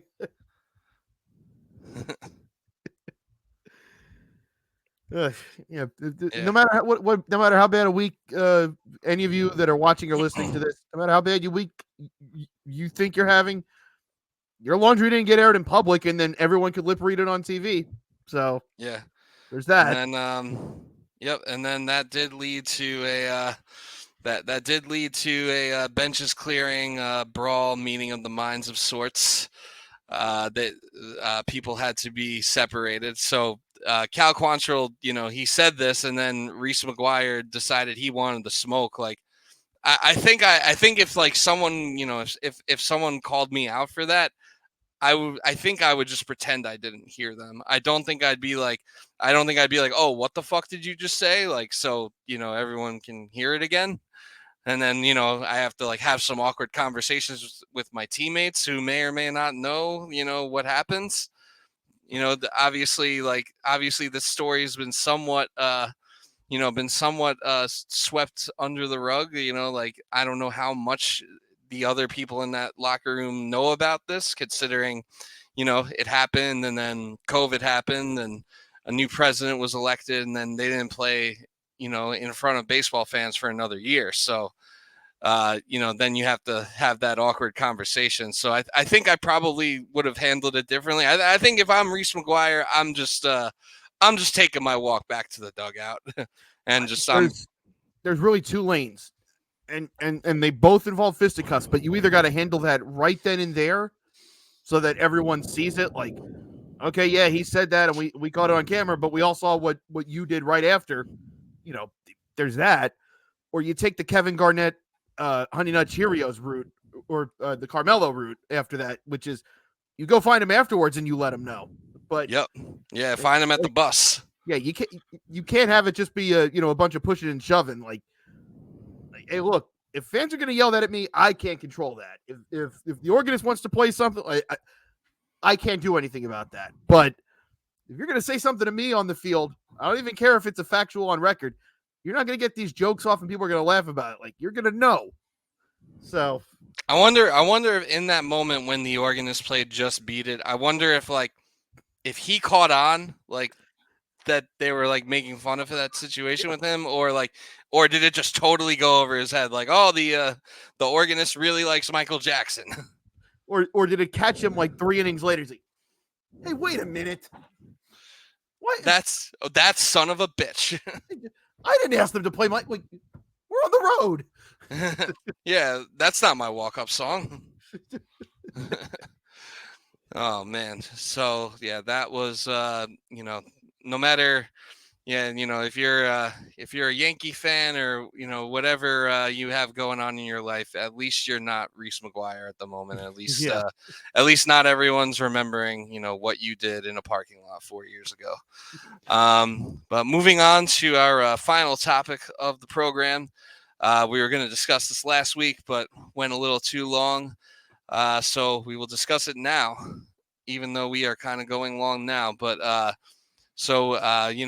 kind of concluding what we were talking about last week as far as, where we've been and where we're going. Um, you know, we want to discuss this. So, future Hall of Famers, some players that, could be Cooperstown bound right now that we don't necessarily know about. So, obviously, there are, plenty of players that are playing right now that we know are one day going to be in Cooperstown. But there are some who are, maybe a little bit earlier in their careers where they could be on their way to a Hall of Fame career, and maybe we just don't know it yet. So, who are some players you think might fit that mold? Well, and I know we've been kind of kicking this topic around for a little bit, Chris, and I was doing research on it, and there was an article at the start of the season by Mike Petriello, who does stat work for MLB.com. He basically looked at every season since the start of expansion, and basically, in any given season, there are about 40 players at any time that ultimately went into the Hall of Fame. So we don't even and there's guys that are winding their careers down now, and we know that. But then there's guys that are debuting this year, like Adrian Beltre just went in over the weekend.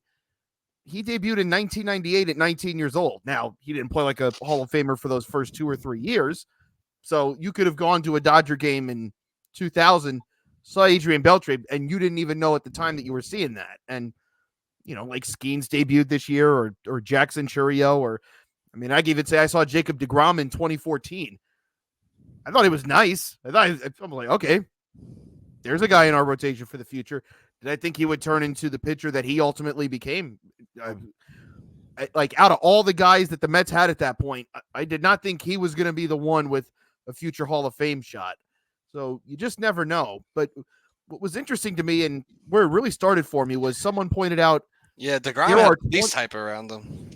There are 20 current players who already have a higher career WAR total than Harold Baines, who got in on the Veterans Committee, and that can always change. But it's interesting to see that list. And there's guys like we know Trout's getting in. Obviously, I would say Bryce Harper feels like a lock. I think Aaron Judge might be a lock at this point. But then, you look at guys like Joey Votto and Andrew McCutchen are interesting to me because their careers are almost up, and I wonder, because I think anytime I bring that up with my friends, and it's like, man, who's out there right now?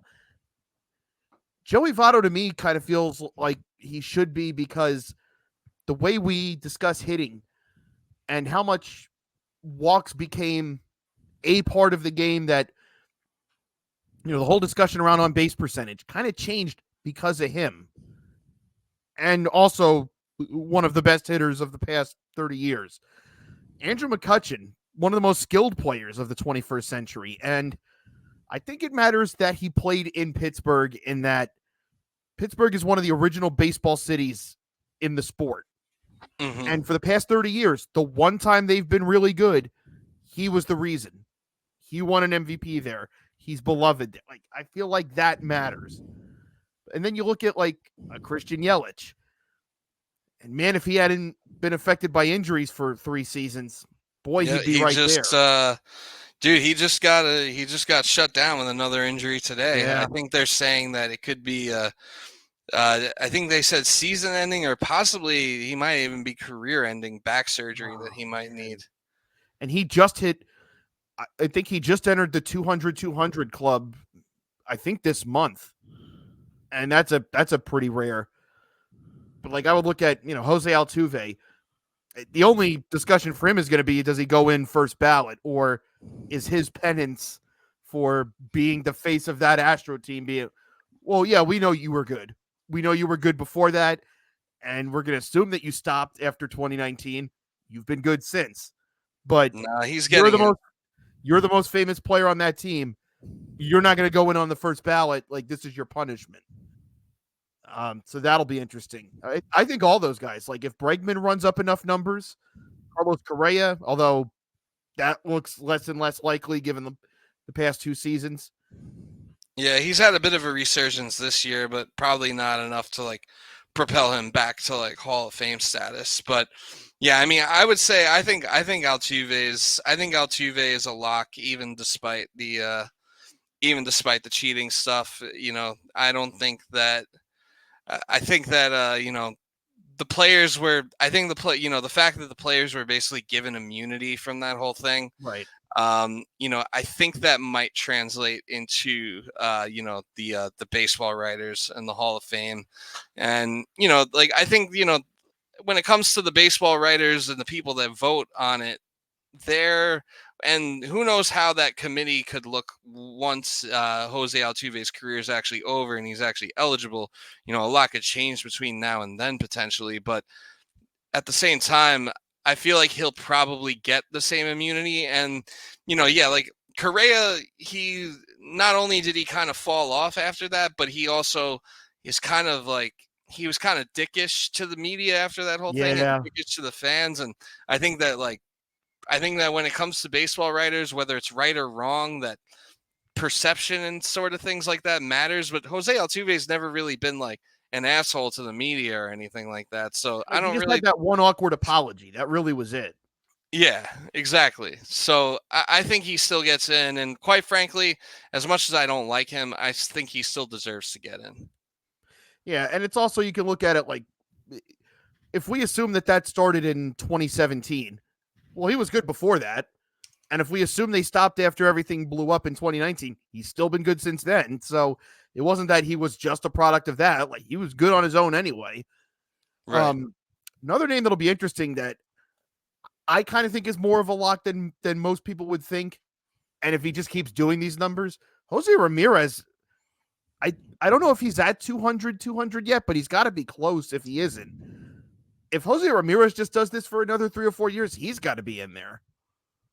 Yeah, he has two he is in the 200 club. Okay. He has 240 home runs and 220 stolen bases, so he is there. And I would agree that Joey Votto should probably get in. He has like a OPS of 920, and just with like his on base, and just the fact that he got on base at such a clip that he did, and the fact that he barely struck out throughout his. Yeah. And played good first, too. Like the only reason he doesn't have more gold gloves is he was playing at the same time as Pujols and Paul Goldschmidt. And those guys were, and Rizzo. Those guys are winning the Yeah. gold gloves. So whatever he should have, it probably should be two or three more. He was just playing in a loaded time. Yeah, Kutch. Yeah, Kutch. I also think will get in. Um, Now, a name I want to bring up as far as this goes, and he's a little bit younger, and it's a little, a lot less certain. But what about a guy like Will Smith? Ooh. You Now know, that he, you're going to be doing some projecting, but if we assume that if I think this has been the best season of his career to this point, that may or may not be true, but he's been excellent this year. But if you project that out for another 5 or 6 years and say the Dodgers get at least another title in that stretch, and you could say he's been the starter for two of them, and he's yeah, and been, he's been working behind the plate the whole time. and at worst, I mean, I think I would say since at least 2018, JT Realmuto has been the best catcher in baseball. And since Will Smith has debuted, and I think he debuted in 19, he's probably been no worse than third or fourth as an overall two-way catcher. He certainly has to be in the discussion. I Oh, think for sure. it's either Real Muto. Well, actually, it's probably Rutschman this year because he's been healthy. But Will Smith absolutely should be in that conversation. So if he's in that conversation for 7 to 8 years of being truly great with the bat and also being reliable as a defender, that's a good. I hadn't thought of that in terms of projection. That's a pretty good one. Yeah, yeah. Because I remember I was at a Pirates Dodgers game with some of my friends, and we were talking about how like the top of their lineup is like three, possibly four, future Hall of Famers with like Yeah, Betts, Freeman, and Otani are like all locks. I would say Freddie Freeman, he'll probably get in. I kind of feel like these And last 5 years probably did. yeah, probably, and he probably should. He probably deserves it. Also, I agree with you on Jose Ramirez. I think he deserves to get in, or like assuming he continues on like the trajectory that he's currently on, I think he is that good. Uh, and that's just a dude who just loves to play baseball too. So like that would be like just a great like for him to get into the Hall of Fame. I think would just be very good for the sport um, when it's all said and done. But And kind of an extension of what we talked about last week is more than ever now, because like we said, there's no one really active that's not near the end of their career. Like I think Freddie Freeman just crossed 2,000 hits, or he's at like 2,200, and he's 34. More likely than not, he probably doesn't get to 3,000. But I would say that guy's a Hall of Famer. There's no one that's really close yeah, right now that we talked about last week. There's maybe 2 or 3 guys right now that have a very real shot at 500 homers. So, and those used to be just the benchmarks. It was, hey, did you get right. 3,000 hits or were you close to it? And that in 500 home runs. So there's different ways now to look at guys where we look at how many All-Stars did you run up? How many Silver Sluggers did you get? Like that stuff really does matter. Yeah, that stuff So, adds up. Another one, I think, another player, I think gets in. That's like maybe not a lock, but I think should end up getting in is Manny Machado. I think, mhm, I think he gets in. I would say this is one of those where I don't think any answer is wrong, but I love watching third base defense just because there's so much that goes into it. And certainly in my lifetime, Beltray and Scott Rowland are the two best at doing that. And if you want to say since their peaks, and I know Beltray came on strong late, but if you want to say since Beltray and Rowland left their peaks as defenders, who's been the best since? If you said either Manny Machado or Nolan Arenado, I don't think you're wrong. I think both get in, and Yeah, both should get in. Arenado's got enough of an offensive case to go with the platinum gloves. Yeah, Absolutely. yeah. I think Arenado probably. I mean, well, his career probably ends before Manny Machado's does. Well, Yeah, they're only a year apart in age, but it just kind of feels like Arenado's older at this point. Like more than 1 year older. It feels like he has like more like tread I on think his they debuted tires. the same year. Yeah, I think you're right actually. Although, but for some reason, like I don't know what it is. Machado actually debuted a year before Arenado, but Hmm. Arenado's a year older. But and if we were talking about people that could reach 500 home runs in their career. Machado is at 326 right now, and he still has a good he still has like a good 5 years left on that contract that he signed, and he could potentially even play beyond that. So I'd Yeah. say he's someone who could also be considered to that. But yeah, if you ask me, I think I think Machado gets in for sure, as well as Arenado. I mean, you look at Machado's career: six-time All-Star. He's got 2 Gold Gloves, 1 Platinum, 1 Silver Slugger, a 55 career WAR.